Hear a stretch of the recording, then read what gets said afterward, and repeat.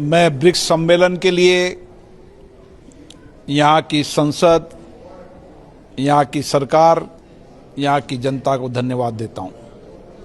BRICS सम्मेलन के अंदर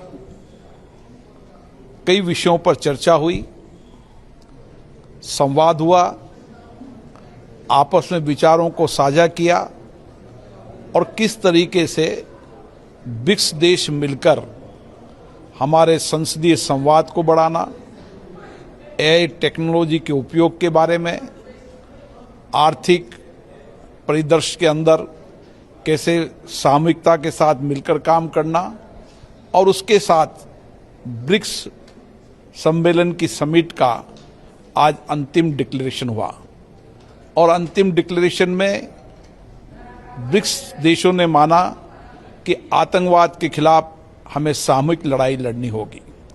उन्होंने भारत में 22 अप्रैल को पहलगाम कश्मीर में हुई आतंकवादी घटना की निंदा की और साझे प्रयासों से मिलकर आतंकवाद के खिलाफ जीरो टॉलरेंस की नीति बनानी चाहिए।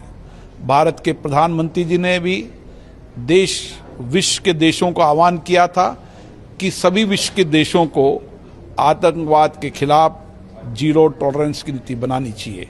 मैं ब्रिक्स देशों के इस सम्मेलन में सामूहिक डिक्लेरेशन के लिए सभी संसदों के अध्यक्षों को और संसदों को बधाई देता हूं।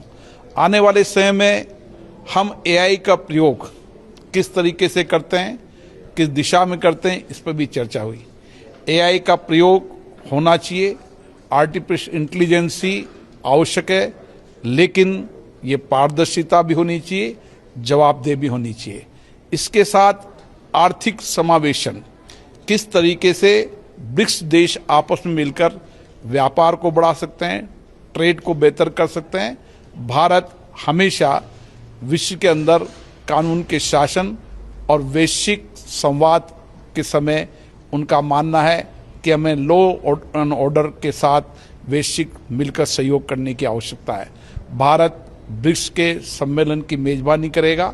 ब्रिक्स के देशों के साथ मिलकर हम साझे प्रयासों से आर्थिक, सामाजिक, ट्रेड, एआई, अन्य कई विषयों पर चर्चा करेंगे। भारत में जब ब्रिक्स सम्मेलन की मेजबानी होगी तो उसका एजेंडा तय होगा। उस एजेंडे के आधार पर भारत ब्रिक्स सम्मेलन की बेहतरीन मेजबानी करेगा। मैं सभी देशों को, ब्रिक्स के सभी देशों को धन्यवाद देता हूं।